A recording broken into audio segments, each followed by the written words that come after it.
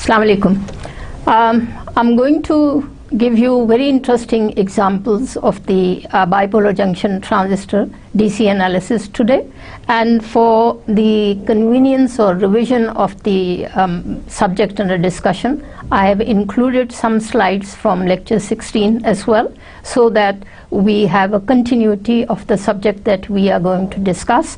And as you can see from the content list, that I have analyzed the transistor characteristic in terms of the DC currents and DC voltages, and then I shall solve a few numerical problems to give you an idea that how do we analyze the operation of a bipolar junction transistor, and this would help us to devise or design certain devices using a bipolar junction transistor, like the amplifiers and MOSFETs and so on and so forth. So in that context, it's very important that we learn how to solve numerical examples, how to carry out the DC analysis of a bipolar junction transistor.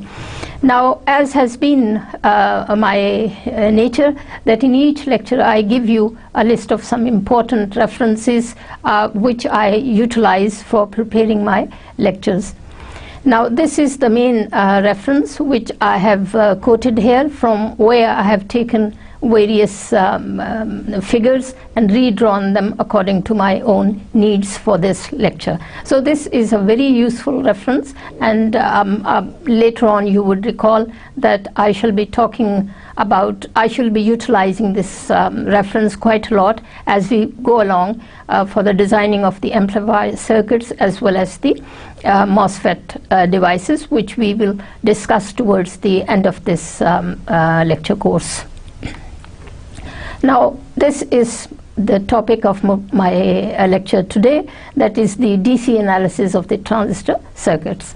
Now, you would recall that in some of the previous lectures I had mentioned that the normal operation of a transistor demands or requires कि emitter based junction आपका forward bias हो ताकि current flow हो सके transistor में, and accordingly base collector junction हम reverse bias करते हैं ताकि करंट यूनी डायरेक्शनल हो, यानी सिर्फ इमिटर से बेस में से गुजरती हुई कलेक्टर में पहुंच जाए. दैट इज़ द सिंपल और बेसिक ट्रांजिस्टर एक्शन और principal of transistor action.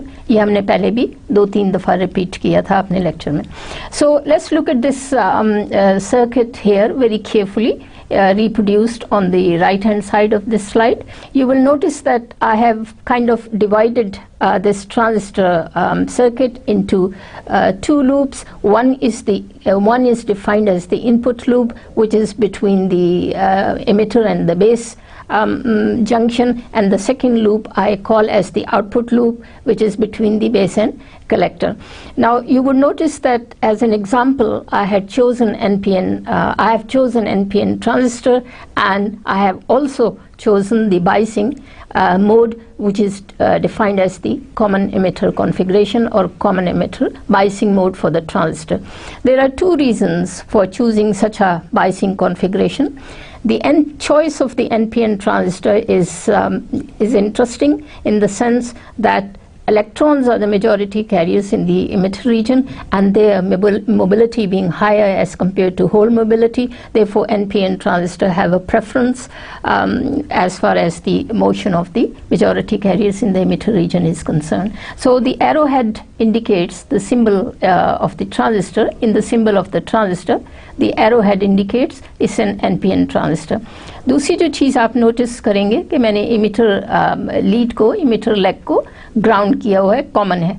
So emitter is a common lead both between the input loop as well as the output loop. So I consider this circuit as 2 separate circuits consisting of first the input loop between the base emitter junction, which is called as the base emitter circuit, and second loop, that is the output loop, is between the collector and emitter, as you can see in the circuit diagram on the right. And the amount of current flow in the base emitter circuit controls the amount of current that flows in the collector circuit. This is a very important point as far as the principle of operation of the transistor is concerned. गौर से देखिए, मैं दोबारा explain करती हूँ कि base bias जो कि मैंने इमिटर बेस जंक्शन को फॉरवर्ड बायस करने के लिए लगाई हुई है, this base bias VBB allows the current to flow, क्योंकि आपका emitter base junction forward biased है, the current would flow. So the amount of current that passes through the emitter base junction and ultimately reaches the collector junction or the collector region is controlled by this bias voltage VBB, and it is also amplified. The transistor operates in such a fashion that you have a magnification or amplification of the current from emitter through the base to the collector. And this is the second reason that we had grounded the emitter, because if we ground the emitter, then the gain factor defined earlier, which is a ratio between the output current IC and the input current IB, beta is equal to IC over IB, is also positive and could be as large as about 100 to 200. So for these two reasons, that is, we want the current to flow from the emitter and ultimately reaching the collector only in one direction, we forward bias the emitter base junction and we reverse bias the base collector junction. The second criterion for the operation of a bipolar junction transistor is that most of the time I would be using the common emitter configuration, because that makes the gain factor beta positive for my circuit analysis. So we write that the amount of current flowing in the base emitter junction controls the amount of current that flows in the collector circuit. इसका क्या मतलब हुआ आसान लफ्ज़ों में कि collector में जो करंट आपको IC नज़र आ रही है, देखिए अपने सर्किट डायग्राम को, the current IC which you obtain in the output loop or output node is actually controlled by the variation in the current IB in the input loop, and that in turn is controlled by adjusting the VBB, that is the base bias voltage. इसको फिर से मैं repeat करूं कि आपकी base bias VBB को change करके आप IB को चेंज कर सकते हैं और IB के चेंज होने से आपकी करंट IC कंट्रोल हो जाएगी. Next we write that small changes, any small changes in the base emitter current yields a large change in collector current. क्यों लार्ज? जैसे मैंने अभी बताया कि चूंकि हमने कॉमन एमिटर कॉन्फ़िगरेशन यूज़ की हुई है बाइसिंग मोड में, तो हमारा जो गेन फैक्टर है beta, that is quite large, could be as large as 100 times to 200 times. तो अगर आप थोड़ी सी वेरिएशन करेंगे, आप VBB को स्लाइटली बढ़ाएं और IB में change line, if you increase IB, then the consequent increase in IC would be much larger as compared to increase in IB. तो ये चार salient feature हैं जो कि मैंने reproduce किए हैं, जिन पर के depend करती है ट्रांजिस्टर का operation. So let me summarize once again कि आपने ट्रांजिस्टर एक्शन में, ट्रांजिस्टर ऑपरेशन में, या ट्रांजिस्टर का प्रिंसिपल ऑफ ऑपरेशन ये है कि emitter base, the first junction should be forward bias and the base current can be controlled by the base bias VBB. Second principle of operation is कि आप base collector junction को reverse bias करें, और इस case में reverse biasing के लिए जो आपको पावर सप्लाई नज़र आ रही है, DC power supply, that is marked or labeled as VCC. And then if we change, third जो इम्पोर्टेंट पॉइंट जो मैंने यहाँ हाईलाइट किया हुआ है कि हमारी जो कलेक्टर करंट है, दैट कैन बी कंट्रोल्ड और manipulated bye changes in the base current IB, and base current IB can be chosen or controlled by the variation in the base bias, which is VBB. तो हमारे circuit में आप देख रहे हैं दो voltages हैं, एक इनपुट लूप में VBB which is forward biasing the transistor, दूसरी आउटपुट लूप में VCC which is reverse biasing the base collector junction, and I have indicated three current components with respect to the three nodes that you see. So we have IB, the base current, we have IE, the emitter current, and we have IC. So in this diagram, which is quite comprehensive in that sense, you can see the three current components and you can see the two voltages in the two different loops of the transistor. So having built up the basis for the DC analysis, so let's proceed further and see how we can accomplish the task of today's lecture. Now I have reproduced again some of the concepts that we had discussed in lecture number 16, maybe in 15 as well. I am reproducing the same circuit again and again in my next few slides ताकि आपकी figure की consistency रहे और हम point by point explain करें what we are about to achieve regarding the DC analysis of the bipolar junction transistor. तो पहले तो मैंने आपको ट्रांजिस्टर का प्रिंसिपल एक्शन ये देखिए, ये मैंने लिखा है, this is the principle how a transistor, how the current flows in a transistor and how voltages are defined and so a transistor operation is characterized by three voltages depending between the three loops of the transistor और three current components जो कि आपको यहाँ नज़र आ रहे हैं. 3 voltages के बजाय मैंने आपको सिर्फ 2 वोल्टेजेस सर्किट में दिखाएंगे. तो ये बेसिक ट्रांजिस्टर प्रिंसिपल एक्शन है and here we can write down और समराइज फ्यू पॉइंट्स और लिस्ट few steps जो कि हम आगे चल के यूटिलाइज करेंगे in the DC analysis itself. तो पहला इम्पॉर्टेंट पॉइंट क्या है कि डीसी इस पर्टिकुलर ट्रांजिस्टर की सर्किट में, जो कि मैंने राइट हैंड साइड पे स्लाइड के दिखाया हुआ है, हमारे पास डीसी वोल्टेजेस हैं VBB, VCE, ये आपकी 2 बाइसिंग सप्लाईज हैं. Then there is a voltage drop VBE between the emitter base junction, then there is a voltage drop between the collector emitter junction which is written as VCE, and then the third voltage is collector base junction. So we have VEB, we have VBC and we have VEC, 3 voltages जो आपको बहुत clearly यहाँ नज़र आ रही हैं और हमारे पास इसी तरह 3 DC currents हैं. So in this circuit we clearly indicate 3 DC voltages and 3 AC current components. And to calculate the currents, we utilize the Ohm's law.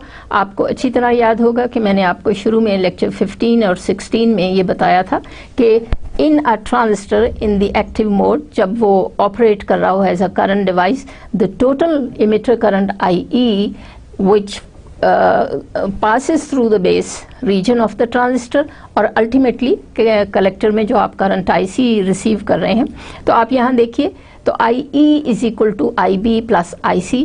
तो 3 करंट कंपोनेंट्स में अगर आपको 2 कैलकुलेट कर लें डीसी एनालिसिस में, the third can be found out, third can be calculated by using this condition. तो current components जो है हम ओम्स लॉ लगा के यूज़ करेंगे, कैलकुलेट करेंगे. और डीसी वोल्टेजेस जो हैं, जैसे मैंने अभी इंडिकेट किया कि हमारे पास यहाँ 2 लूप्स नज़र आ रहे हैं. One is the input circuit और input loop, the other is the output circuit और आउटपुट लूप. तो दोनों इनपुट लूप में as well as output loop में हम किरचॉफ वोल्टेजेस लॉ लगाएंगे. तो ओम्स लॉ लगा के हम करंट्स निकाल सकते हैं, कैलकुलेट कर सकते हैं. किरचॉफ वोल्टेज लॉ दोनों लूप्स में respectively input as well as output में हम फिर वोल्टेजेस निकाल सकते हैं. So that is the systematic manner in which we proceed to calculate the DC currents IE, IB, IC respectively. और इसी तरह हम 2 DC voltages, voltage drop between emitter base VBE, the voltage drop in the output loop VCE calculate कर सकते हैं in terms of base bias VBB and collector bias VCE. Finally the third, चूँकि मैंने अभी कहा कि मैंने कॉमन एमिटर कॉन्फ़िगरेशन को एग्जांपल के तौर पे सर्किट में दिखाया हुआ है, तो बीटा भी हम इस ट्रांजिस्टर का कैलकुलेट कर सकते हैं.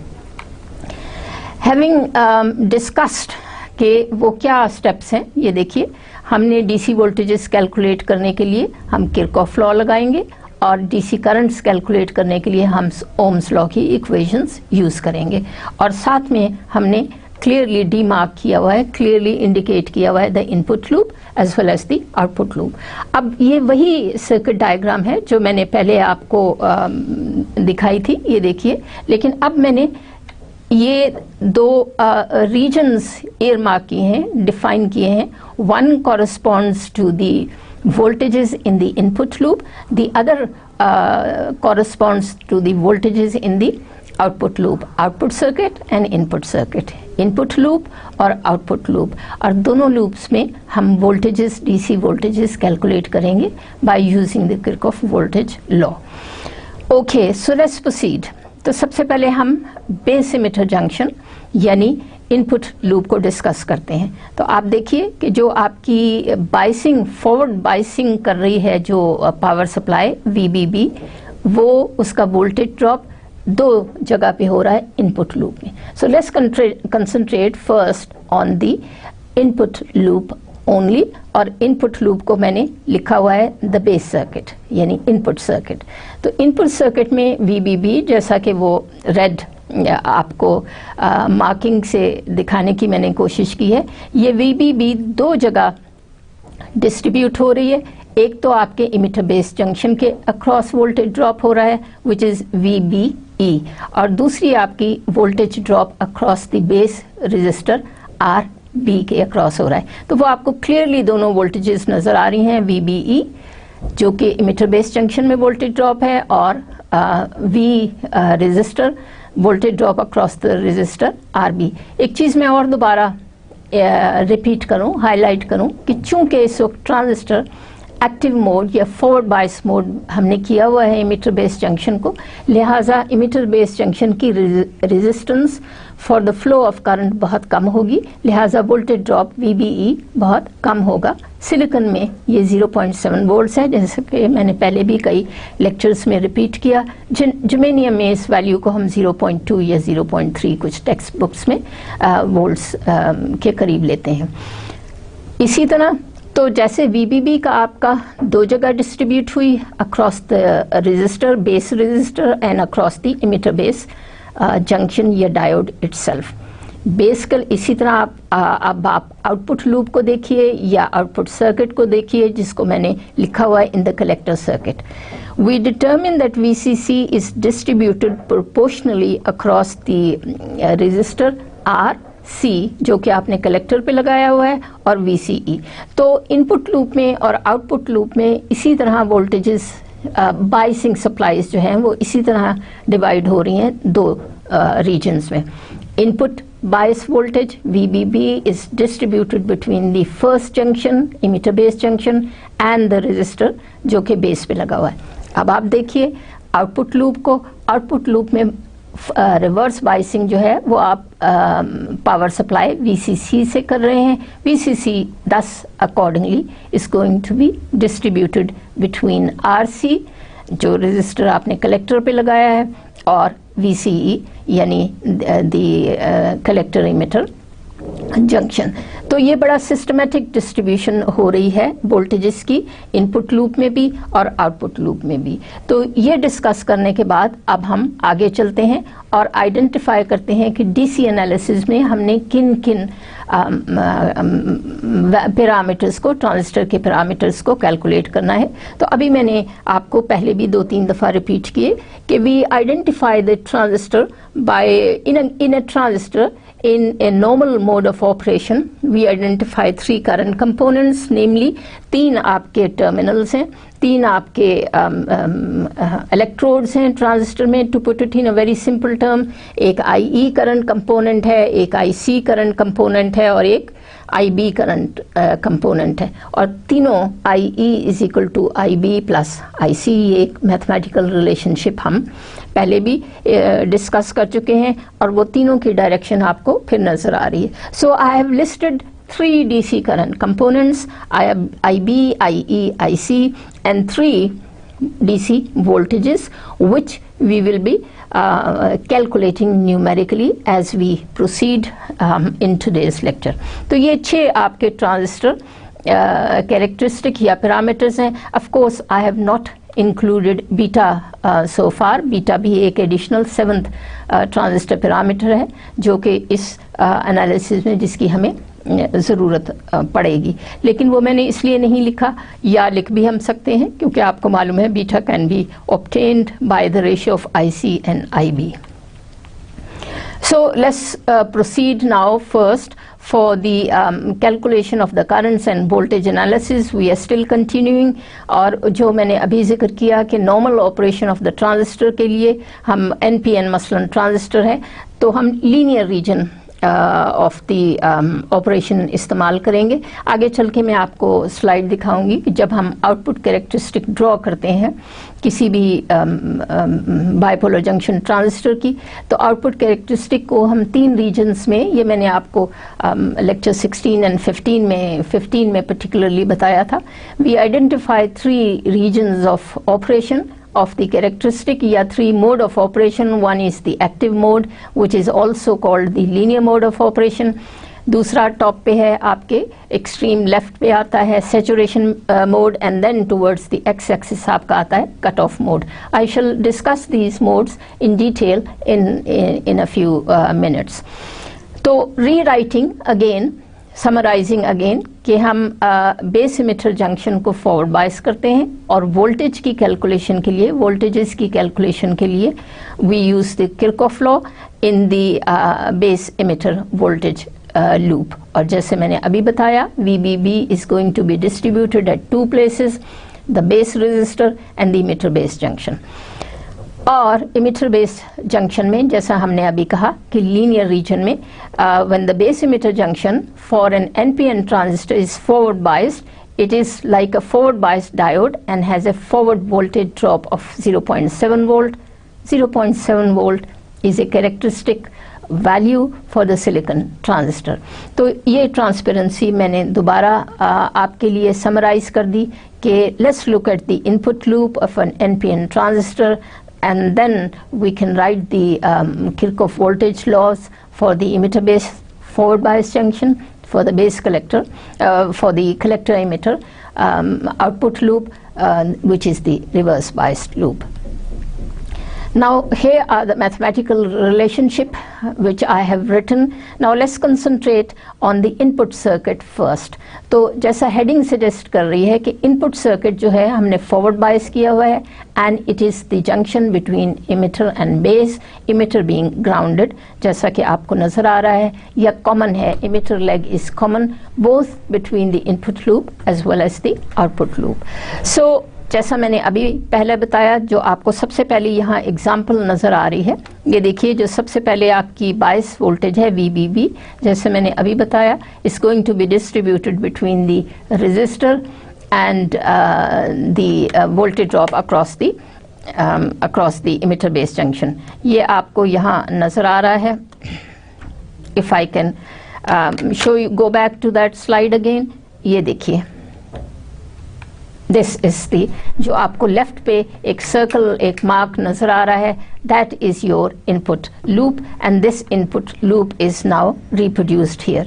So in the input loop you see that the total biasing that we have connected, forward biasing that we have connected, VBB, is now divided between RS. Now I have in this particular circuit I'm calling it RS plus VBE, और इस तरह हम voltage drop across the resistor VRS calculate। तो आप इस top equation को किसी तरह भी manipulate कर सकते हैं। In short, जो important चीज़ देखने की है कि जो बिल्कुल पहली सबसे ऊपर आपकी equation है, ये आपकी Kirchhoff voltage law for the input loop है, या Kirchhoff voltage law between the emitter base junction है। इन तीनों चीज़ों को, इन 3 वोल्टेजेस को आप रीअरेंज करके, अगर 1 या 2 नॉन वोल्टेजेस हैं, 2 नॉन वोल्टेजेस कैसे हैं, VBE जैसे मैंने अभी आपको बताया 0.7 वोल्ट हम लेते हैं सिलिकॉन में, VBB that is if the power supply is known, then the third unknown voltage can be calculated by using or by writing the Kirchhoff voltage law for the input loop. फिर उसके बाद next step हमारा क्या है कि Ohm's law लगा के हम बेस करंट निकाल सकते हैं। So I will be using these 2 equations, one marked blue at the very end, at the very bottom of the slide, for calculating the base current IB, and the top one for calculating the voltages. तो ये एक आपकी useful slide आ गई, giving you 2 useful relationships of the voltage as well as the current. Voltage VRS, or yes, the voltage drop across the resistor, and the base current IB that flows in the input circuit. तो ये एक ये relationships जो हैं, ये हमने अच्छी तरह क्वालिटेटिवली भी समझ लिए, क्वांटिटेटिवली भी इनकी इक्वेशंस लिख ली, and these are the very relations that I shall be using towards the next half of my lecture, जहाँ मैं प्रॉपर न्यूमेरिकल एग्जाम्पल्स को कैलकुलेट करूँगी.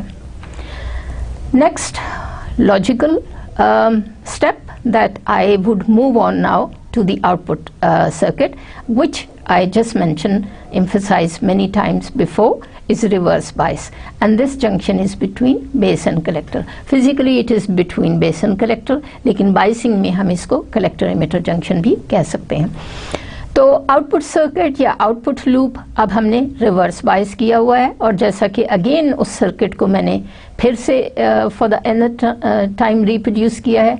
The power supply which you are using, DC power supply which you are using for reverse biasing your base collector junction is labeled as VCC. और से देखिए VCC कहाँ कहाँ drop हो रही है.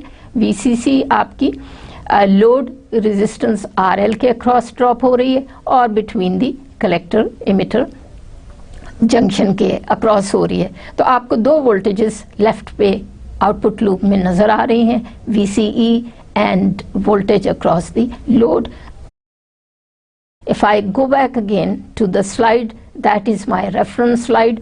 तो आप ये देखिए कि जो सेकंड ब्लू मैंने एरिया मार्क किया हुआ है, ये आपको VCE और वोल्टेज अक्रॉस RC नज़र आ रही हैं. We can go back now where we were. तो अब हम आउटपुट लूप को इसी तरह किरचॉफ वोल्टेज लॉ की मदद से हम आउटपुट लूप लिख सकते हैं. और आउटपुट लूप में जैसे मैंने अभी बताया, voltage drop power supply VCC is between the collector emitter diode and the across the load RL. और फिर इस एक इक्वेशन को, जो कि most important which is the main voltage law in the output loop, इसको आप रीअरेंज करके, अगर दो नोन पैरामीटर्स हैं तो आप रीअरेंज करके the third unknown voltage calculate कर सकते हैं. और उसी तरह फिर हम ओम्स लॉ लगा के the voltage drop across the load calculate कर सकते हैं. ये वैसे ही स्टेप है जैसा कि हमने इनपुट लूप के लिए किया. तो एट द एंड मैं लिख रही हूँ द कलेक्टर वोल्टेज. तो ये दो रिलेशनशिप्स जो मैंने ब्लू में मार्क किए हुए हैं, these are the ones that we will be using if the other two current components are known. We can calculate the base current. If the two voltages are known, then we can calculate the VCE. If the base biasing voltage and the reverse biasing voltage VCC is known, then we can calculate the not only the voltage drop across the load as well as the collector emitter voltage, जो मैंने end of this slide में, bottom of this slide में blue equation से mark की हुई है. So I have reproduced for you, I have derived for you 4 important relationship, one each for the voltage and current in the input as well as output loop. तो इन 4 या आगे चल के beta को ऐड करके 4 और 5 रिलेशनशिप से हम कंप्लीट DC वोल्टेजेस का एनालिसिस कर सकते हैं, जिसमें आपके 3 current components IE, IB, IC can be calculated, end voltage drop 2 voltage drops or 3 voltage drops VBE, VCE and VCB can be calculated. तो ये कलेक्टर वोल्टेज का मैंने अब रिलेशनशिप दोबारा लिख दिया. इसी तरह अब ये मैंने बेस वोल्टेज का रिलेशनशिप भी लिख दिया. तो ये आप देखिए, ये collector voltages and base voltages के रिलेशनशिप जो मैंने पिछली स्लाइड में 2 स्लाइड्स में कैलकुलेट किए थे, ये वो मैंने दोबारा थर्ड स्लाइड में रिप्रोड्यूस कर दिए in the form of a condensed slide or summary slide for the voltages both in the input loop which is base voltage and the collector loop, output loop which is the collector voltage. तो VBE या the VCE और VCE calculate करने के बाद आप तीनों voltages transistor voltages को इस तरह लिख सकते हैं. IB का रिलेशनशिप भी मैंने समराइज कर दिया दोबारा. ये एक और एडिशनल इंफॉर्मेशन है that we shall be using for the DC analysis कि आपकी 3 करंट कंपोनेंट्स transistor के IE is equal to IC plus IB. So you would see from this very simple mathematical relationship कि अगर 3 current components में से आपको 2 मालूम है तो third can be calculated from this relationship. Similarly आप alpha अगर given है from the definition of alpha and beta, again if you know one and if you know the value of alpha or beta, the second or third currents can be calculated and vice versa. Typical values of beta are 20 to 200, लेकिन जैसे मैंने कहा most of the numerical examples में transistor data sheets में जो value quote की जाती है वो approximately 100 होती है for the beta and 0.99 for alpha. अब मैं आ जाती हूँ एग्जाम्पल्स एंड एक्सरसाइजेस की तरफ. तो वही सर्किट मैंने फिर इलस्ट्रेशन के लिए यूज़ किया है और इस सर्किट को मैं क्यों यूज़ करती हूँ वो इसलिए कि ताकि आपको इस सर्किट से फेमिलियरिटी हो जाए. So let's look at the input loop first. तो हम और साथ में आप आउटपुट लूप को देखें. तो जैसे पहले कई दफ़ा मैंने अभी आज ही के लेक्चर में रिपीट किया, we have 3 current components IB, IC, IE. What is IB, IC and IE? What are the numerical values of these 3 current components which you see flowing in the input as well as in the output loop? Also, what are the 3 voltages? तो आपके पास 3 branches यहाँ आपको नजर आ रही हैं. The base branch, that is the base lead, the emitter lead and the collector lead. And thus we had identified 3 current components, namely the base current, the collector current and the emitter current. तो DC analysis में logical हमारा सबसे पहला step क्या है? What are the numerical values of these 3 DC current components for a given circuit, and what are the 3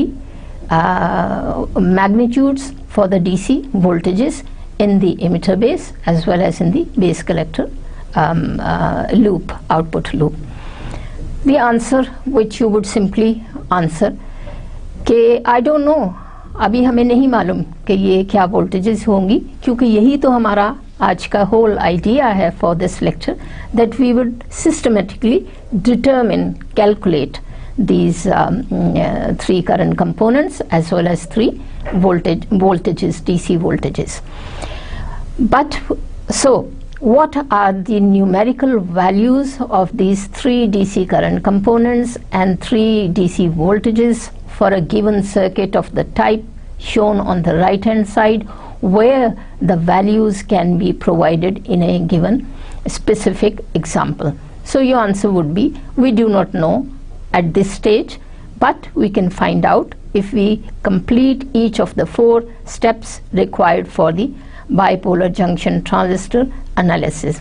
और वो steps क्या हैं उसको मैं दोबारा रिप्रोड्यूस कर रही हूँ कि जैसे शुरू में मैंने आपको बताया कि हम ये अस्यूम करते हैं, हमने 2 स्टेप्स अस्यूम किए थे बेसिक ट्रांजिस्टर ऑपरेशन में, या जिसको मैंने प्रिंसिपल ऑफ ट्रांजिस्टर एक्शन भी कहा है.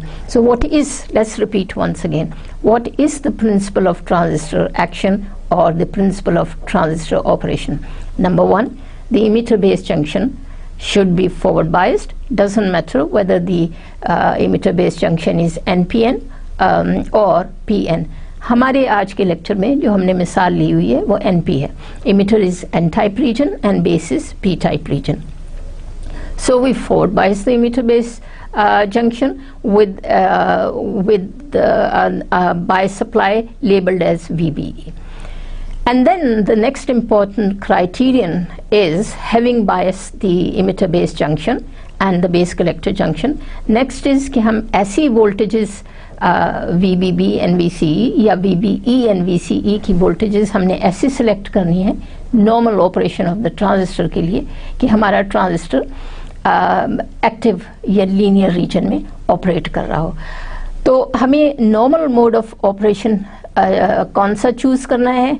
we assume that the transistor, bipolar junction transistor, is operating in the linear region. और linear region को जैसे मैंने लेक्चर 15 और 16 में कई दफ़ा आपको एक्सप्लेन किया है, कई दफ़ा हम linear region को active mode of operation भी कहते हैं. So let us assume that the bipolar junction transistor is acting in the linear region or is operating in the active mode.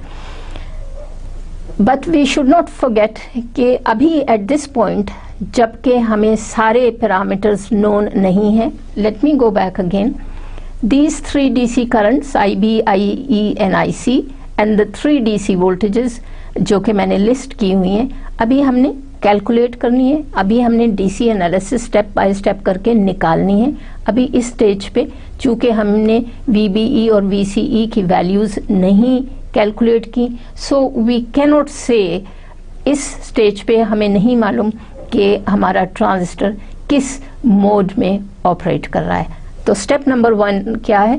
Let's assume that the transistor is operating in the active mode, यानी linear region में transistor operate कर रहा है.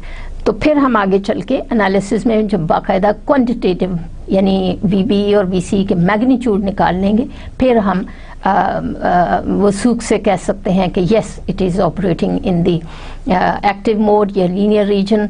और अगर ये values उस criterion को सेटिस्फाई नहीं कर रही, तो फिर हम कंक्लूड करेंगे that either the transistor is acting in the cutoff mode or it might be acting in the saturation mode.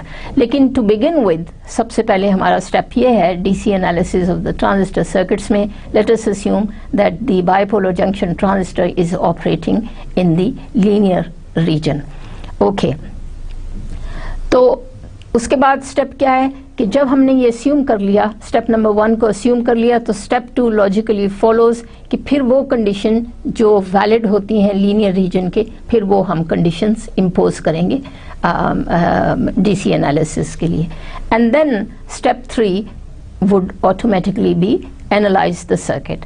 And fourth step क्या है जो मैं अभी पिछली स्लाइड्स में डिस्कस करते आई हूँ कि हम current as well as Kirchhoff voltages law use करेंगे, और इस तरह हम step by step 4 simple steps में लॉजिकली हम एनालिसिस ट्रांजिस्टर का DC एनालिसिस करते हैं.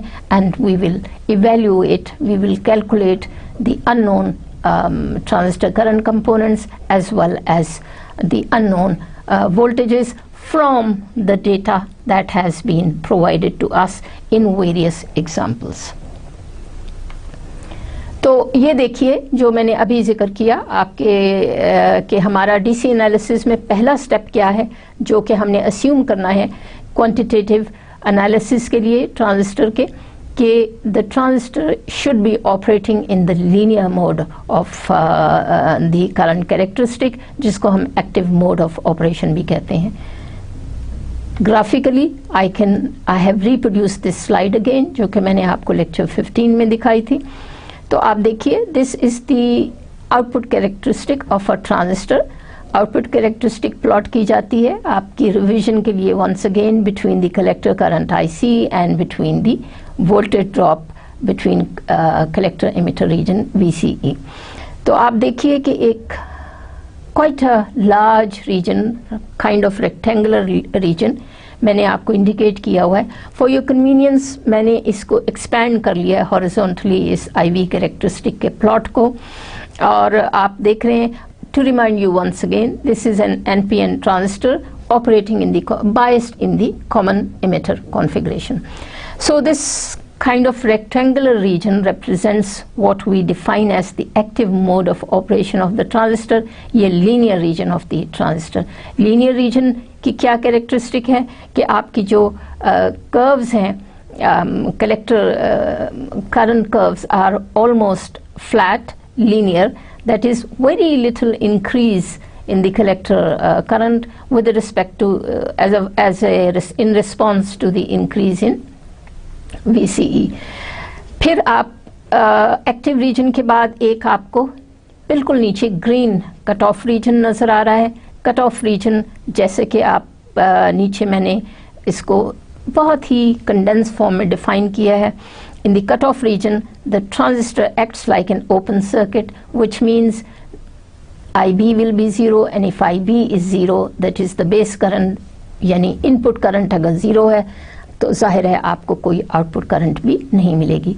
सो in the cut off region, since IB is 0, therefore IC would be 0, therefore आपकी टोटल वोल्टेज ड्रॉप जो आपने रिवर्स बायस में VCC पावर सप्लाई लगाई हुई है, वो सारे के सारा वोल्टेज ड्रॉप आपको अब कलेक्टर इमिटर जंक्शन के अक्रॉस मिल जाएगा. तो ये कैरेक्टरिस्टिक है कट ऑफ रीजन की. एक्टिव रीजन की क्या कैरेक्टरिस्टिक है? That in this region the transistor is acting like amplifier, कि आप अगर एक small amount of input base current introduce करते हैं इमिटर बेस जंक्शन में, तो एक लार्ज अमाउंट ऑफ करंट आपको आउटपुट सर्किट में मिल जाती है. देन द थर्ड रीजन जो कि आपको ऑरेंज उसमें नज़र आ रहा है, saturation region towards the very left of this curve. इस region में the transistor acts like a short circuit. तो ये तीनों रीजन मैंने आपको दोबारा से रिप्रोड्यूस करके ये स्लाइड दिखाई है कि अब हमने जिस रीजन में अस्यूम किया है कि transistor would be acting, that is the active mode of operation, ये linear region of the output characteristic curve. लेकिन मैथमेटिकली अगर अदरवाइज प्रूव हो रहा है तो then we have defined the conditions for the cut off as well as the saturation region. Let me now give you another slide for the definition of the cutoff region. ये cutoff region मैंने अभी आपको दिखाया है. The very small region towards the bottom of this characteristic curve is the cutoff region. Cutoff region की क्या characteristic होती हैं? There would be no base current. The transistor thus is in the cutoff region, and just as the name implies, there is practically no current flowing in the collector part, yani output circuit of the transistor. With the transistor in a cutoff state, the full power supply which you have connected for reverse biasing the transistor can now be measured across, will now appear, or the entire voltage drop will be across the collector emitter junction or reverse bias junction. तो ये उसकी reproduction मैंने redrawn किया है उस circuit को, और बताया है कि जब IB 0 हो यानी कट ऑफ मोड में, तो आपकी entire power supply VCC, reverse bias power supply VCC will appear across the collector emitter reverse bias junction, जैसा कि इस ट्रांसपेरेंसी में दिखाया है. So we have three distinct regions: the saturation region, the active region, and the cutoff region. But we have assumed for our analysis that we will be assuming that the transistor is acting in the active region. So I've gone back to this slide once again कि अब मैं एक proper example लेके DC analysis शुरू करती हूँ. तो to reiterate once again, सबसे पहले हमने अस्यूम किया कि हमारा transistor should be working in the active region. और जैसे मैंने रिमार्क लिखा है कि ये हमने एक अजम्पशन की है, but we have no idea whether actually transistor operate भी कर रहा है एक्टिव रीजन में या नहीं. May be it is driven such that कि वो सेचुरेशन में पहुंच जाए या नीचे कट ऑफ में आ जाए, तो वो हम बाद में देख लेंगे depending upon the values of VCE and VBE. लेकिन पहला स्टेप हमारा यही है कि let's assume the transistor operates in the linear region, or active mode of operation has been considered because that's the normal mode of operation for the transistor. उसके बाद फिर हम ट्रांजिस्टर को एनालाइज करेंगे Kirchhoff voltage law and Ohm's law की equations लिख के, both for the input as well as output loops, and that is the simple logical way in which we shall be calculating. तो ये मेरी पहली example है जो आज मैं अभी कैलकुलेट करूंगी. और ये एग्जाम्पल क्या कह रही है? This example says the number of example is 5.4 which is the original number उस रेफरेंस का जो मैंने in the beginning of my lecture quote किया था, सेड्रल स्मिथ का original lecture. So I have reproduced the same example from the original textbook. Figure 534 of the same chapter and example 5.4. So just let's look at the transistor. अब इस transistor में interesting जो aspect आप देखेंगे, I think for you it will be easier to understand the circuit B of the same figure.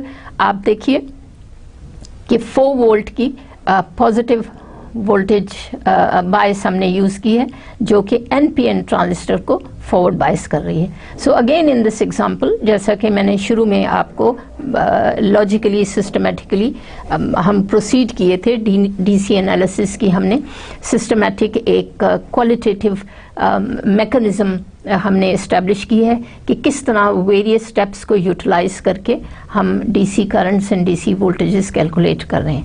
तो again you would notice that in the circuit B of this example I have chosen an NPN transistor. The arrowhead indicates it's an NPN transistor.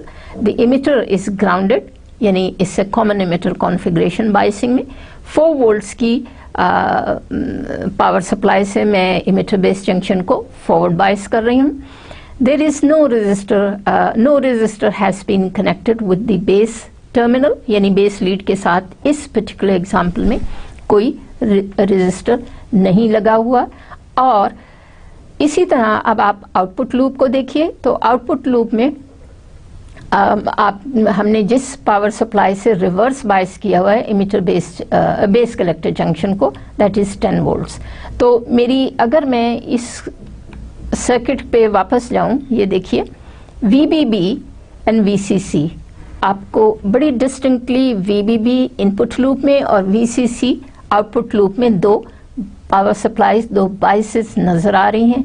VBB forward biases, VCC reverse biases. और if I now go back to my particular example, तो 4 volts वही voltage है, वही power supply है जिसको मैंने VBB ऊपर label किया हुआ है. जिस वोल्टेज को मैंने VCC रिवर्स बाइसिंग या आउटपुट लूप में VCC लेबल किया हुआ था वो अब 10 वोल्ट्स है. So I have a forward biased power supply 4 volts, I have a reverse bias power supply 10 volts. You can clearly see the emitter base loop and you can also clearly see the base collector या output loop. Base emitter में कोई resistor नहीं लगा हुआ और 2 resistors लगे हुए आपको नज़र आ रहे हैं. एक रेजिस्टर 4.7 किलो ओम का है जो कि मैंने कलेक्टर लीड के साथ लगाया है, लेबल्ड RC. दूसरा रेजिस्टर मैंने इमिटर लीड के साथ लगाया हुआ है विच इज़ 3.3 किलो ओम. अब ये कोई स्टैंडर्ड सर्किट नहीं है. You can have any possible variations और कॉम्बिनेशंस. आप बेस लीड के साथ रजिस्टर लगा सकते हैं, इमिटर के साथ ओमिट कर सकते हैं, and so on and so fourth. तो ये circuit A and circuit B have been redrawn slightly in different manner. Circuit A को मैंने B में कन्वर्ट किया है आपकी सहूलत के लिए, ताकि आपको बहुत डिस्टिंक्टली 2 लूप्स नज़र आ जाएं. एक इनपुट लूप नज़र आ रहा है जो कि मैंने छोटा सा दिखाया है और एक आउटपुट लूप नज़र आ रहा है जो कि मैंने इलोंगेट करके आपको दिखाया है. So what should be our next step? Next step ये है कि जैसा मैंने पहले बताया कि we wish to analyse this circuit to determine क्या चीज़ हमने वोल्टेजेस निकालनी है नोड्स पे और ब्रांचेस में हमने करंट्स निकालनी है. Let's go back to the circuit again. We would expect a current IC, we would expect a current IE, and we would expect 2 voltages between emitter base junction, base collector junction, and of course maybe between between emitter base junction as well, emitter collector junction as well. So we would proceed in the following systematic manner for the solution of this example 5.4. कि जैसा मैंने अभी आपको so far बताया कि we have 2 voltages, let's say, not 3, we have 2 voltages. Look at the circuit of figure B. आपको base emitter voltage नज़र आ रही है, the voltage drop between base emitter junction या emitter base junction, and then there is a second voltage drop between collector emitter junction.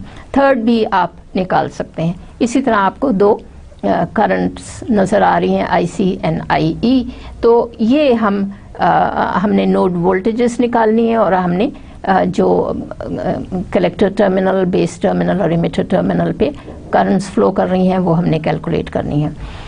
और हम assume कर रहे हैं कि बीटा की वैल्यू हमने 100 ले ली है। So this is the given data for you, this is the step that we will follow in order to calculate the DC in order to carry out the DC analysis। अब ये reproduce की है दोबारा मैंने figure 534 same example की, लेकिन इसमें already values calculate करके प्रिंट की हुई हैं, जिसको मैं अभी आपके सामने दोबारा कैलकुलेट करके दिखाऊंगी ताकि आपको बहुत अच्छी तरह प्रैक्टिस हो जाए कि ये हमने कैसे कैलकुलेट की हुई हैं। लेकिन बिफोर आई प्रोसीड, आप ये जो राउंड सर्कल में नंबर लेबल किए हुए हैं 1 2 3 4, ये वेरियस स्टेप्स हैं जो कि हमने DC एनालिसिस की कैलकुलेशन के लिए यूज़ किए हैं। तो जैसे मैंने आपको शुरू में रिमार्क किया था, let's look at the step number 1 which is on the right hand side of this circuit. Step 1 indicates your input loop. अब इनपुट लूप में हमारे पास क्या चीज़ है, लेट मी कैलकुलेट नाउ। जैसा मैंने बताया था कि मैं आपको कैलकुलेट करके बताती हूँ कि इनपुट लूप में हमने let's go back to this circuit again. ये देखिए इनपुट लूप में, और से देखिए इनपुट लूप में मेरे पास VBB इज़ 4 वोल्ट्स और ये वोल्टेज ड्रॉप हो रहा है दो जगह पे, जैसे मैंने पहले आपको बताया था प्रोसीजर में कि किस तरह हम लूप्स को एनालाइज करते हैं। तो इनपुट लूप में जो आपकी पावर सप्लाई है फॉरवर्ड बायसिंग की 4 वोल्ट्स, वो ड्रॉप हो रही है, डिवाइड हो रही है, डिस्ट्रीब्यूट हो रही है दो जगह पे, RE यानी रजिस्टर के अक्रॉस, इमिटर टर्मिनल के साथ, इमिटर लेग में जो आपने रजिस्टर R लगाया हुआ है वहाँ वोल्टेज ड्रॉप हो रहा है, और दूसरा जो आपका डायोड का अपना जंक्शन है इमिटर बेस। तो इमिटर बेस जंक्शन में और इमिटर रेजिस्टेंस में, इस गौर से आप इस लूप को देख लीजिए इनपुट लूप में। तो अब हम इसको रीराइट कर सकते हैं। सो VBB therefore the voltage which is VBB therefore will be divided between the diode. कौन सा डायोड? ये अब आपका डायोड है बिटवीन इमिटर एंड बेस, और आपका जो रेजिस्टर है आपने लगाया हुआ इमिटर के साथ। ये देखिए तो VBB हमारा था 4 वोल्ट्स, ये डिवाइड हो रहा है diode VBE plus the voltage across RE। ठीक, तो ये हो गया 4 volts.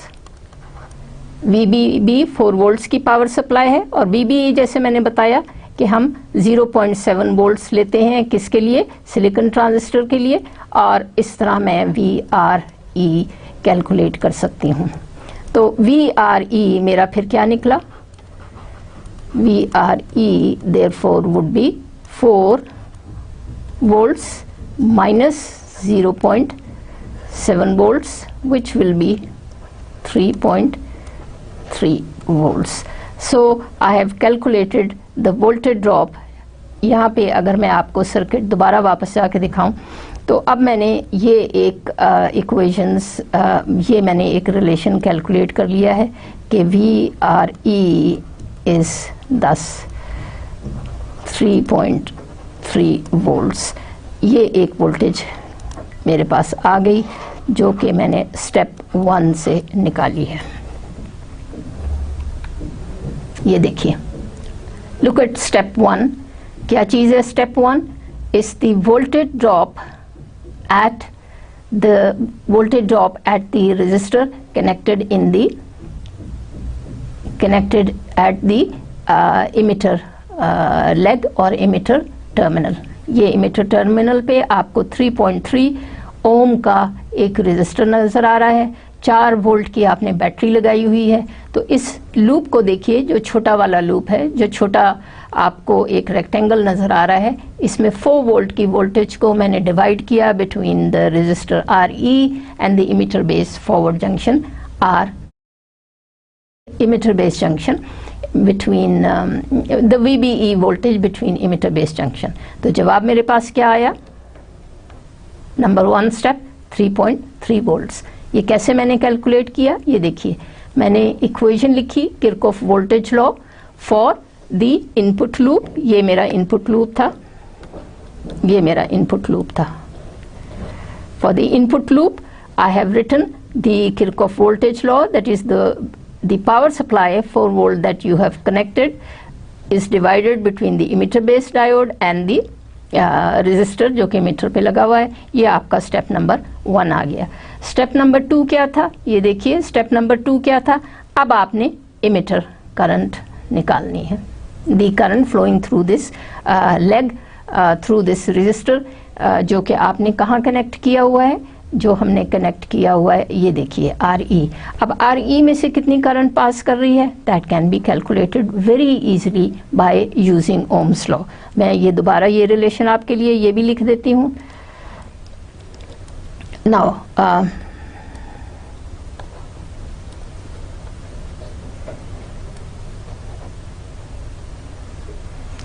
step number 2 therefore would be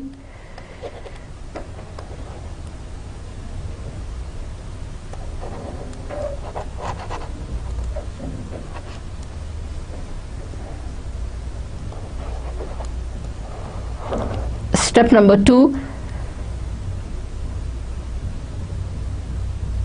number 2 would be evaluation of the current passing through the emitter terminal. I can calculate by using Ohm's law, which is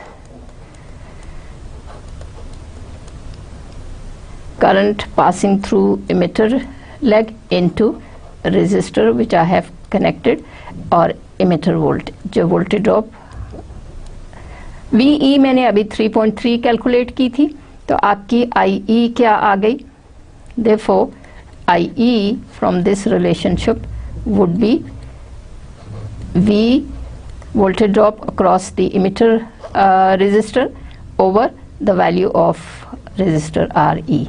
ये हमने अभी क्या निकाला था? 3.3 वोल्ट्स, और ये हमने क्या निकाला था? RE जो है 3.3 किलो ओम है। अब मैग्नीट्यूड्स को ज़हन में रखना ज़रूरी है, किलो ओम, और ये थी आपकी वोल्ट्स। तो हमारा जवाब आ गया, let's see what do we get? We will get 1 milli 1.0 milli amp will be emitter current. So let's see if you've got it right or not. Step number 2, 1 milliamp. आपको नजर आ रहा है ये कैसे हमने systematically calculate किया? 1 was the Kirchhoff voltage law in the input loop. Second was the Ohm's law again in the input loop. And now we go to the step number 3. और step 3 क्या है? step 3 में हमने IC निकालनी है। ये भी आपको निकाल के दिखा दूं, तो रिपीट करती हूँ मैं फिर। step 1 was the calculation of the voltage drop across RE। अगर मैं फिर से वापस चली जाऊं, ये देखिए, आप सर्किट बी को देखिए, RE जो रेजिस्टर लगा है उसके अक्रॉस मैंने वोल्टेज ड्रॉप भी कैलकुलेट कर लिया, और मैंने IE that is the current flowing in the branch which is called emitter branch, उसमें करंट भी मैंने कैलकुलेट कर ली, और वोल्टेज ड्रॉप जो इस ब्रांच में रेजिस्टर लगा है उसके अक्रॉस भी मैंने कैलकुलेट कर ली। तो 4 वोल्ट में से 3.3 volt is appearing across the resistor, 0.7 is appearing across the emitter base forward bias junction। तो ये मुझे अब इस लूप में 2 वैल्यूज़ पता चल गई। 4 volt was given, 3.3 volt voltage निकल आई, और 1 मिली एम करंट फ्लो कर रही है इस इनपुट लूप में। अब आप जाइए आउटपुट लूप की तरफ। तो आउटपुट लूप में अब मैंने करंट कैलकुलेट करनी है, कितनी करंट फ्लो कर रही है। That is so after analyzing the input loop, let's now concentrate on the right hand side of circuit B which is the output loop. तो आउटपुट लूप में ये देखिए अब स्टेप 3 जो है वो आउटपुट लूप का है। वहाँ आपको क्या नज़र आ रहा है, ये हमने अल्फ़ा को मल्टीप्लाई किया और इस तरह हमने IC कैलकुलेट कर ली। देखिए मैंने कैसे किया है। नंबर 3 स्टेप अब मैं आपको लिख के दिखाती हूँ। Number 3 step is the evaluation of the current IC। आपको बहुत अच्छी तरह मैंने पहले एक्सप्लेन किया था that beta which is the gain factor in the common emitter configuration is a ratio of the output current IC to the base current IB, but in this case we have not evaluated any base current, so I can't use this relationship, but I can use another relationship which is alpha. Alpha is the ratio between output current IC over input current IE. I think this is the relation that is going to work. तो beta हमने list किया था शुरू में 100, और ये भी हमें डेटा शीट से मोस्टली मालूम है कि अल्फ़ा की वैल्यू 0.99 होती है, 0.99। अब अल्फ़ा की वैल्यू अगर मैं सब्स्टिट्यूट करूं और इसमें IE की वैल्यू मैंने निकाल ली है, ये मैं सब्स्टिट्यूट करूं तो I can calculate the collector current IE, which we can find out from here.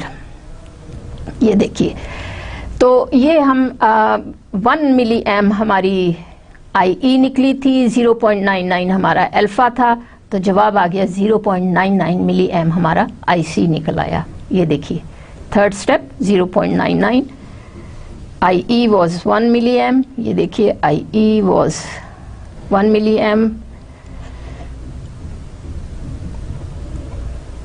ये IE है 1 milliamp, यहाँ आप 1 milliamp डालिए, 1 milliamp मल्टीप्लाइड विद 0.99 ये आपको IC दे देगा। ठीक है, तो ये हमारा फिर IC निकल आया, IC इज़ 0.99 milliamp। तो ये 3 स्टेप में हमने प्रोसीड किया इस तरह।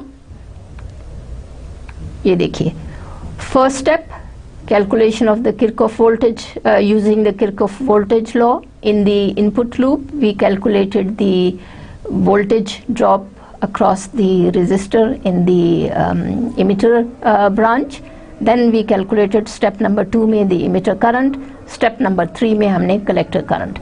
तो अब तक इस स्टेज तक हमने 2 currents निकाल ली in the 2 different branches of the transistor, एक IE emitter branch में, IC in the collector branch में, और voltage drop in the input loop across resistor RE निकाल लिया।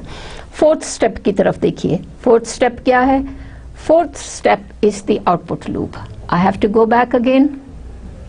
ये देखिए, अब आप आउटपुट लूप में VCC को देखिए। The power supply of 10 volts is reverse biasing the emitter, the base collector junction. ये वोल्टेज आपको कहाँ 2 जगह इसका ड्रॉप नज़र आ रहा है। नंबर 1 अक्रॉस दी रजिस्टर, जो कि आपने किस टर्मिनल पे लगाया हुआ है, किस ब्रांच में, किस ट्रांजिस्टर के किस नोड के साथ लगाया हुआ, वो हमने कलेक्टर रीजन के साथ लगाया हुआ है। कलेक्टर टर्मिनल के साथ हमने एक रजिस्टर RC लगाया है। दूसरी वोल्टेज ड्रॉप कहाँ होगी? बेस और कलेक्टर के दरमियान जो जंक्शन है वो रिवर्स बायस किया हुआ है। तो एक सिंपल लॉजिकल प्रिंसिपल है कि चूंकि base collector junction reverse biased है, it will offer a very high resistance to the flow of charges जो कि इमिटर से चले आ रहे हैं। तो फिर इस जंक्शन की अपनी रेजिस्टेंस काफ़ी हाई होगी as compare to resistance of the collector which is 4.7 kilo ohm. तो ये जो 10 वोल्ट्स की आपकी 10 वोल्ट की पावर सप्लाई आपने लगाई है, ये जैसे मैंने शुरू में एक लफ्ज़ यूज़ किया था प्रोपोर्शनली। तो अब चूँकि एमिटर बेस जंक्शन की रेजिस्टेंस हाई है, क्योंकि वो रिवर्स बायस है, तो ज़्यादा वोल्टेज ड्रॉप जो है वो एमिटर बेस जंक्शन के अक्रॉस होगा, यानी emitter based junction voltage will be higher as compared to voltage drop across the resistor whose value is 4.7 kilo ohm। तो ये 10 वोल्ट डिवाइड होंगे RC और बेस कलेक्टर या कलेक्टर इमिटर के दरमियान। तो ये हम अब फोर्थ स्टेप हमारा लिहाजा क्या हुआ, फोर्थ स्टेप लिहाजा हमारा क्या हुआ कि हम वोल्टेज आउटपुट वोल्टेज लूप में किरचॉफ लॉ लिखेंगे, Kirchhoff voltage law output loop के लिए लिखेंगे। तो वो क्या है, 10 volts VCC should be equal to VCE plus the voltage across RC। ये वोल्टेज ये किरचॉफ वोल्टेज लॉ मैं लिख के फिर जब मैं कैलकुलेट करूँगी तो मेरे पास ये जवाब आ गया 4। तो 5.3 वोल्ट्स आपके अपीयर हो रहे हैं, ड्रॉप हो रही है वोल्टेज ड्रॉप 10 वोल्ट्स में से किसके across, reverse bias collector emitter junction के अक्रॉस। तो फिफ्थ स्टेप फिर नॉर्मली हमारा क्या आ गया, फिफ्थ स्टेप में अब हम जो रिमेनिंग चीज़ें अननोन हैं वो हम कैलकुलेट कर लेंगे। So having calculated step 1, step 2, step 3 and step 4 for you numerically, that is mathematically, let's see how we have done that। अब इन्हीं स्टेप्स को मैंने अगली चंद स्लाइड्स में ज़रा बेहतर तरीके से आपके लिए रिप्रोड्यूस किया है ताकि आप अगर उसको देखना चाहें तो आपको समझ आए कि मैंने इस एनालिसिस को कैसे अचीव किया है। तो ये तो एक रफ स्कीमेटिक इलस्ट्रेशन थी, but using proper Ohm's law as well as Kirchhoff voltage law in the input as well as in the output loop, मैंने आपको 3 स्टेप्स तो मैथमेटिकली न्यूमेरिकली कैलकुलेट करके बता दिए। अब हम उसी चीज़ को मैंने दोबारा लिखा हुआ है इन अ बेटर वे, तो आप इसको बाद में आसानी से पढ़ लीजिएगा। तो इनपुट सर्किट में फॉरवर्ड बायस्ड हमारा इमिटर बेस जंक्शन था। The circuit in figure 5.34b shows that the base is connected to the 4 volts and the emitter is connected to the ground through a resistance RE. The base emitter junction will be forward bias। emitter को हमने ground किया हुआ है, base को हमने positive voltage लगाई हुई है। तो ये मैंने अब तो हम इसको डिस्कस कर चुके हैं, लेकिन पढ़ने में दोबारा कोई हर्ज नहीं है कि ये स्टेटमेंट जो पॉइंट नंबर 1 में मैंने ये स्टेटमेंट दी है, ये एक्चुअली वही चीज़ है जो मैं आपको बहुत क्लियरली बता चुकी हूँ। ये देखिए यहाँ बेस को देखिए, इस NPN कॉमन एमिटर कॉन्फ़िगरेशन को बेस को देखिए। बेस इज P टाइप क्योंकि ये NPN ट्रांजिस्टर है, emitter is N type, base is P type. P type base is connected with the positive terminal of the 4 volt. ये statement है जो मैंने उस स्लाइड में लिखी हुई है। So let's repeat once again. In this emitter base junction, which is emitter being N type, base being P type, the P type base is connected with the positive terminal of the 4 volt battery. Emitter is grounded, यानी emitter negative less voltage पे है as compared to base। तो ऐसी biasing को क्या कहते हैं, emitter base junction thus is forward biased।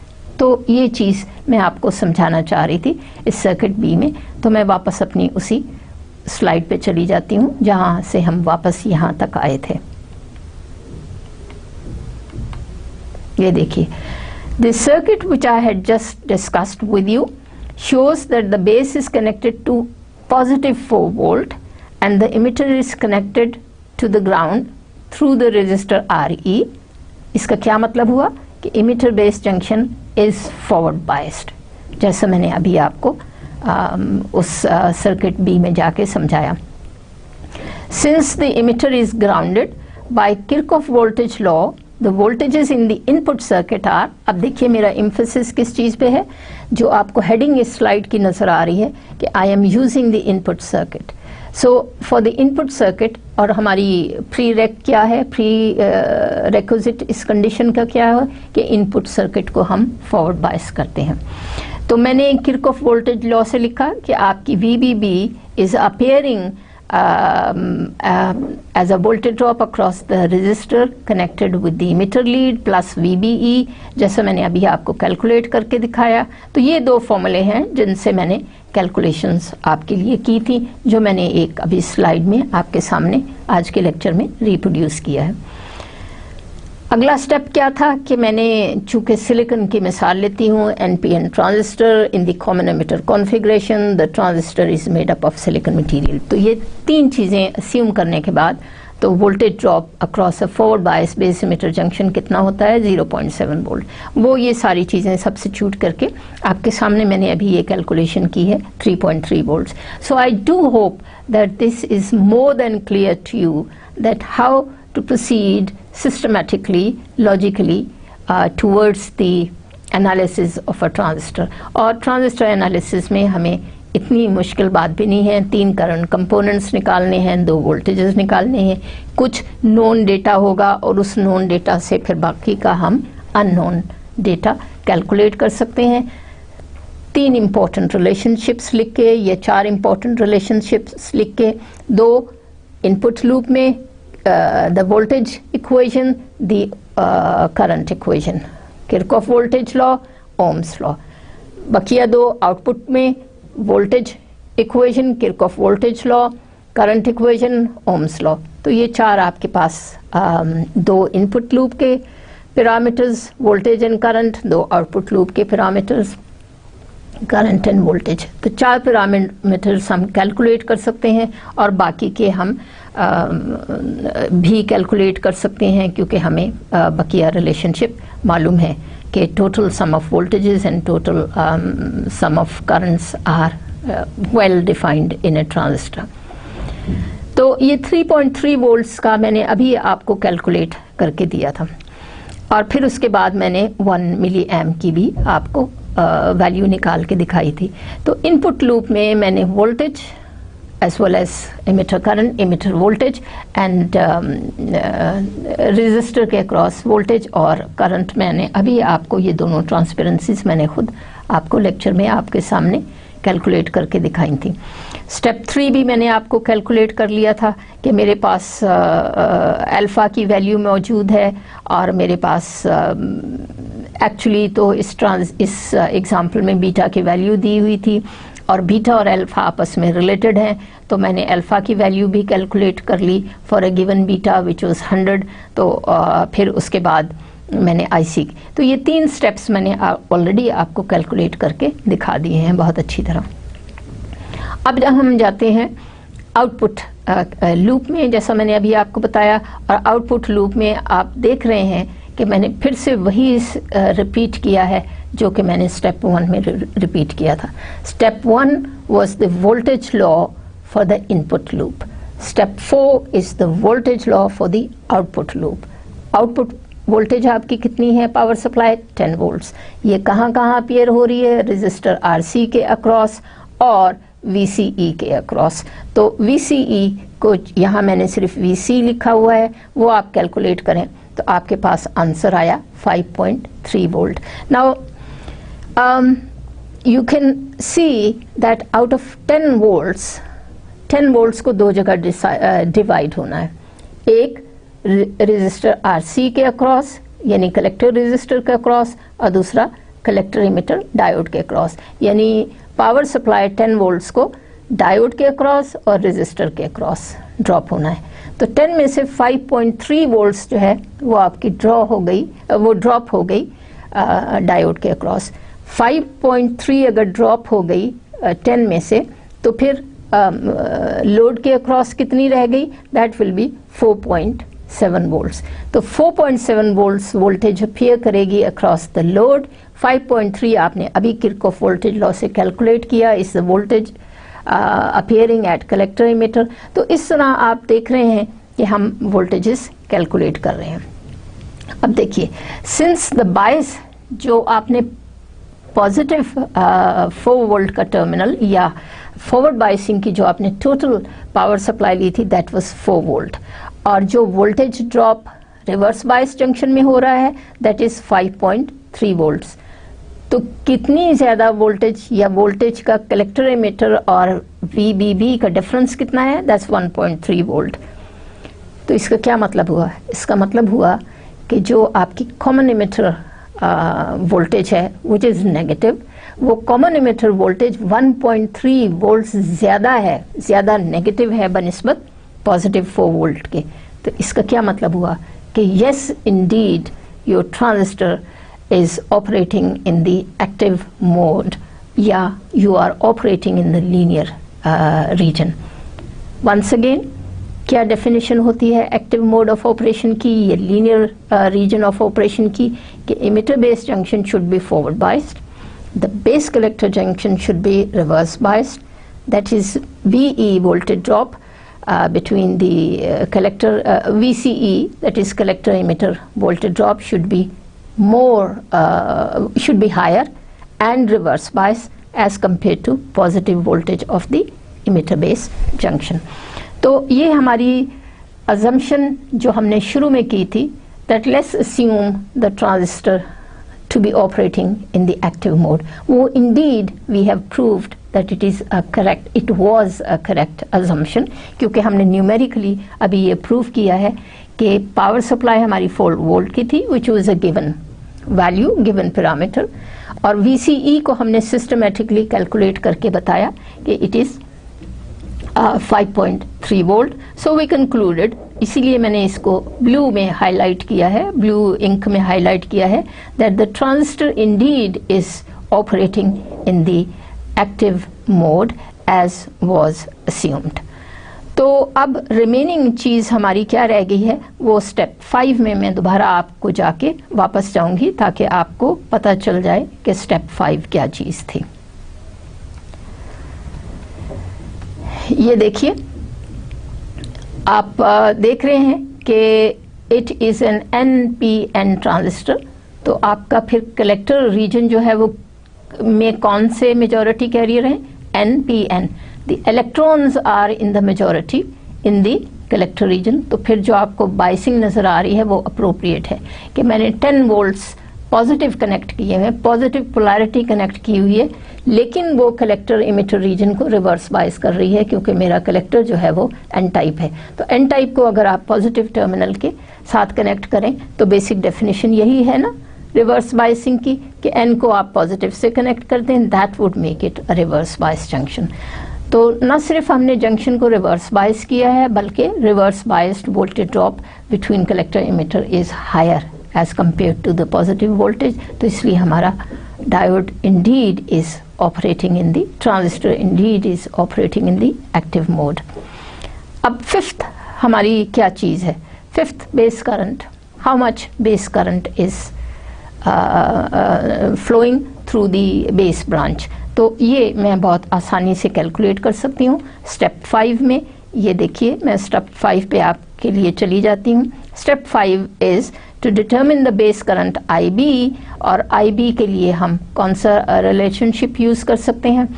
एक तो हम टोटल करंट इक्वेशन लिख सकते हैं, 2 तरीके से हम इसको कैलकुलेट कर सकते हैं. IE is equal to IC plus IB. मैंने IC भी कैलकुलेट की है अभी, मैंने IB भी कैलकुलेट की है. तो एक तो हम इस इक्वेशन से निकाल सकते हैं और दूसरा मैं इस इक्वेशन से भी निकाल सकती हूँ. So I notice that the base current is 0.0 milli M, या you can convert it because it is such a small value you can convert it into micro am as well. So IB हमने calculate कर ली, IC हमने calculate कर ली, and IE हमने calculate कर ली. तो इस DC analysis में आपने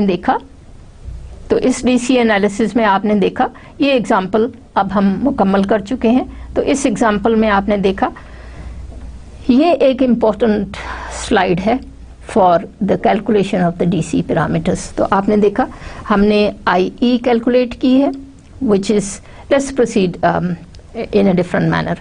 step 5 give you the base current IB. Step 2 gives you the emitter current IE. Step 3 gives you the collector current IC. तो आपके पास 3, 2, 3, 5 ये 3 स्टेप्स जो हैं आपको base current, emitter current and collector current respectively दे रहे हैं. 2 gives you the emitter current, 5 gives you the base current and 3 gives you the collector current. तो ये आपके पास emitter base collector currents आ जाती हैं. जैसे मैंने शुरू में बताया आपको कि all the currents should be conserved in a transistor. IE must be equal to IB plus IC। तो आप देखिए कितनी ब्यूटीफुली ये चीज़ नज़र आ रही है, प्रूव हो रही है।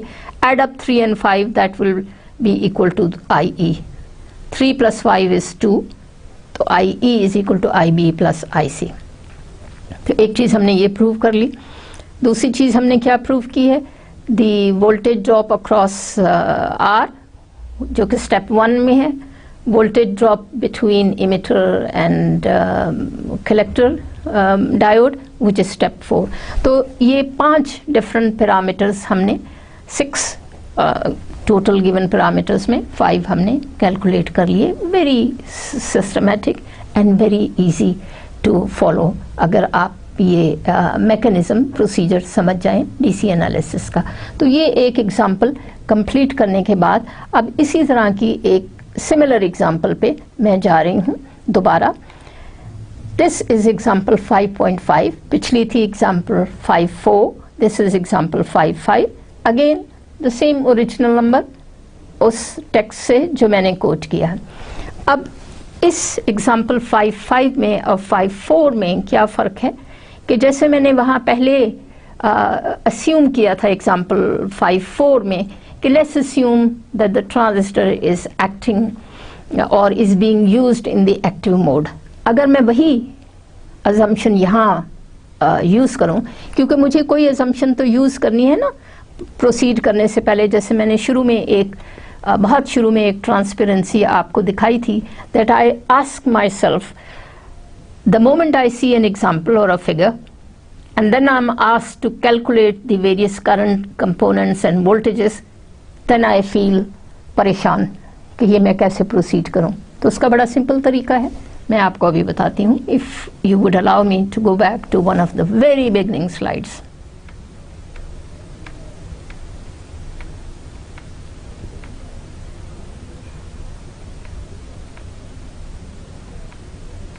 ये देखिए, ये वो स्लाइड थी जिसको मैं दोबारा आपको दिखाना चाह रही हूँ कि जब हमसे कहा जाए कि ये सर्किट है, ये गिवन वैल्यूज़ हैं, तो बकिया चीज़ें कैलकुलेट करो, बकिया ट्रांजिस्टर पैरामीटर्स कैलकुलेट करो, करंट्स कैलकुलेट करो, वोल्टेजेस कैलकुलेट करो, अल्फ़ा कैलकुलेट करो, बीटा कैलकुलेट करो, तो हम परेशान हो जाते हैं कि कैसे करना है। There is no reason to be परेशान। We have listed some very simple steps, so if we follow them systematically we can solve all these, we can determine all these DC parameters। तो वो solve करने के लिए क्या है, assumption number 1 that we assume that we are working in the linear region, ये active mode में, और उसकी definition मैंने आपको दे दी। उसके बाद हम सर्किट को एनालाइज करें। स्टेप 3 एनालाइज कैसे किया, किरचॉफ वोल्टेजेस लॉ लगाएं, और एनालाइज के लिए हम स्टेप 3 एंड स्टेप 4 क्या है, किरचॉफ वोल्टेज लॉ लगाओ और किरचॉफ ओम्स लॉ करंट की कैलकुलेशंस के लिए लगाएं। तो this is the question we ask ourselves, how to calculate these values? The answer is very simple. Follow these steps and you will get the answer. Example 5.4 में इसी step 1 को मैंने assume किया था, and indeed in step 2 I proved that we were correct in assuming that the transistor was acting in the linear region.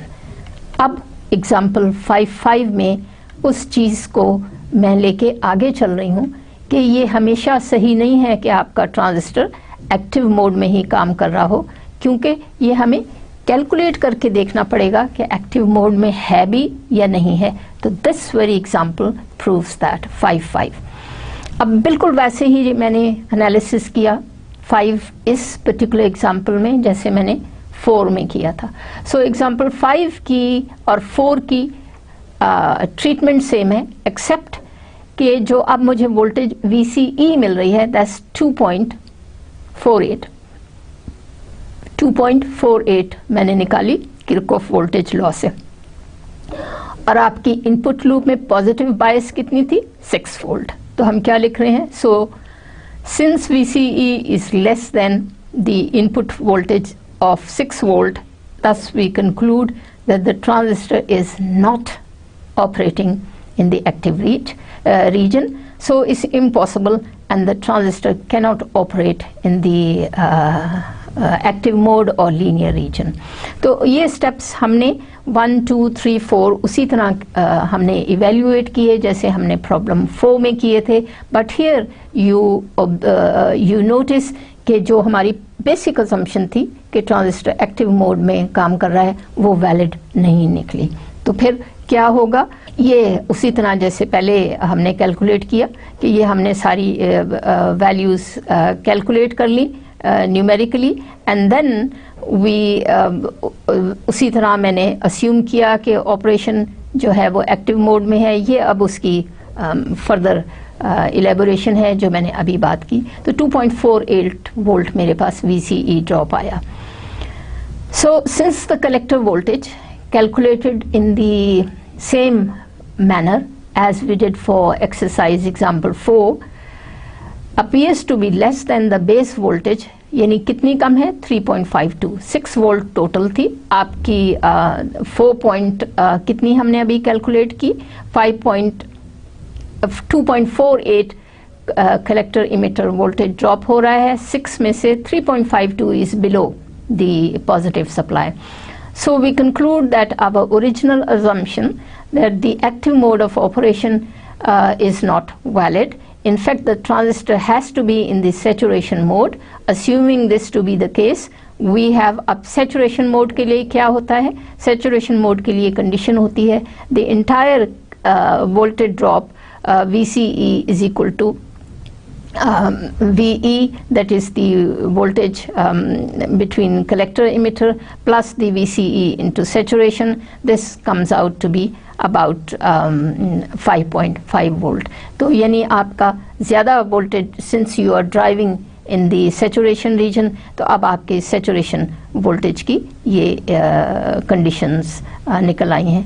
VE is the emitter collector voltage जो कि 6 volt base emitter junction जो कि forward bias है वो है 6 volt की। आपने first equation in this slide is the input loop equation। 6 volt की आपने power supply लगाई हुई है forward biasing के लिए input loop में। -0.7 इस दी मीटर बेस जंक्शन में जो आपके एक्टिव मोड में डायोड आपके फॉरवर्ड बायस डायोड में ड्रॉप हो रहा है।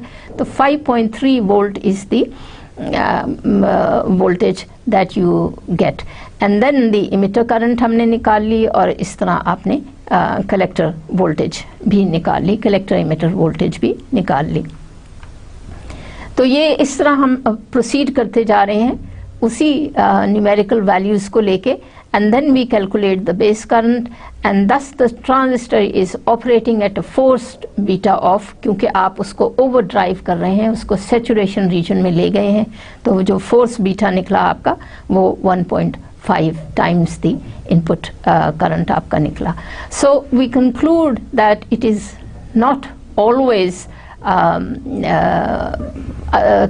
correct that when we make an assumption that the transistor would be operating in the saturation mode, it doesn't come out to be valid all the time, जो कि मैंने example 5 में अभी prove किया। Now having discussed the two very interesting examples, 5.4 was a normal example जिसमें हमने कुछ given data के साथ बाकी unknown quantities को calculate किया। 5 एग्जाम्पल में हमने उसी अंदाज से एक और तरह उस प्रॉब्लम को समझा that we prove that the active mode necessarily, the assumption of the active mode necessarily doesn't work out to be true all the time. Now towards the end of this lecture I have reproduced some more examples for you so that you get the whole flavor of a wide range of DC analysis for different transistors.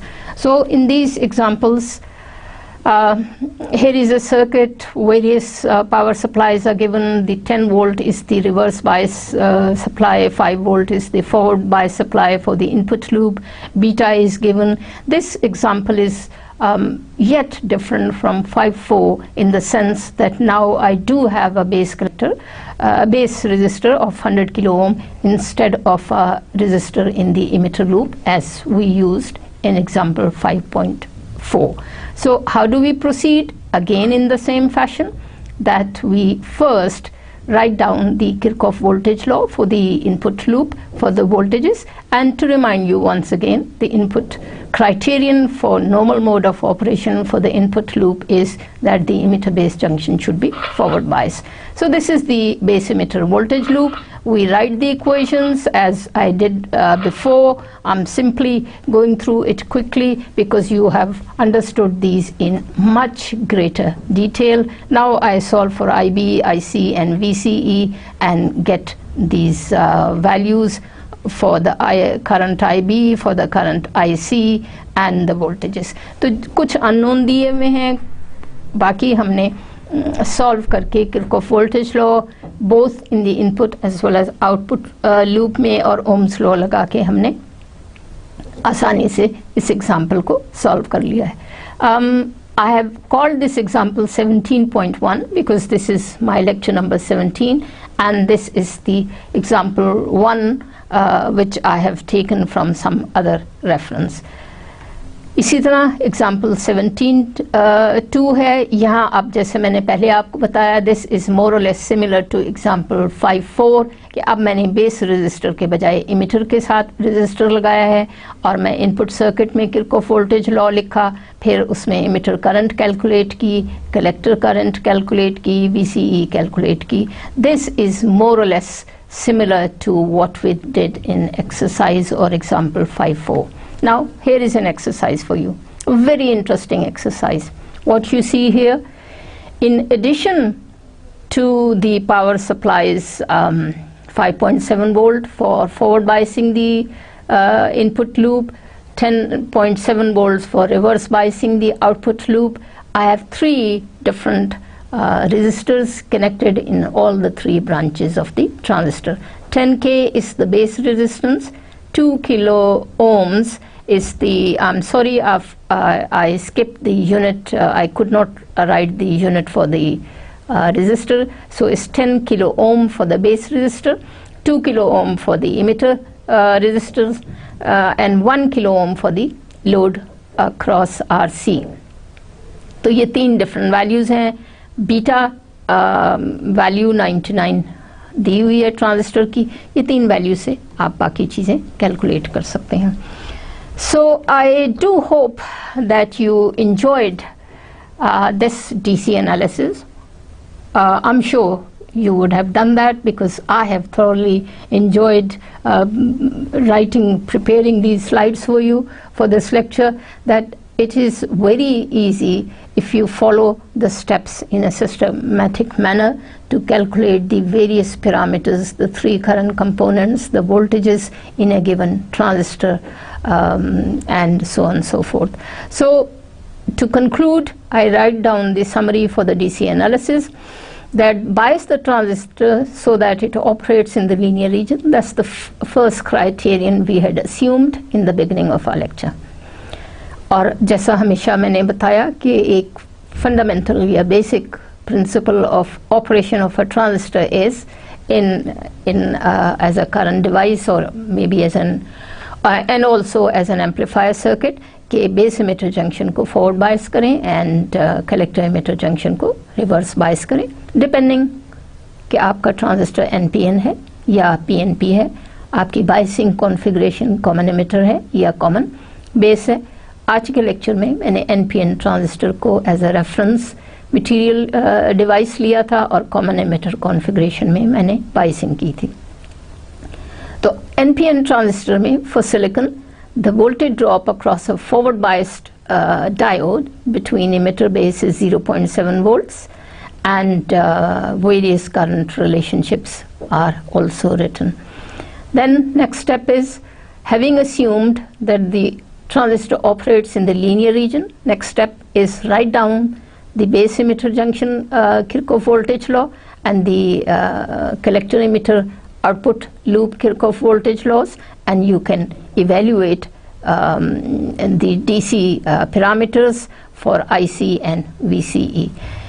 For design, solve for resistor values IC and VCE specified. तो अब आप जब इस analysis को समझ जाए तो आप वेरियस सर्किट्स को डिज़ाइन कर सकते हैं, keeping in mind whether the transistor still operates in the linear region or not.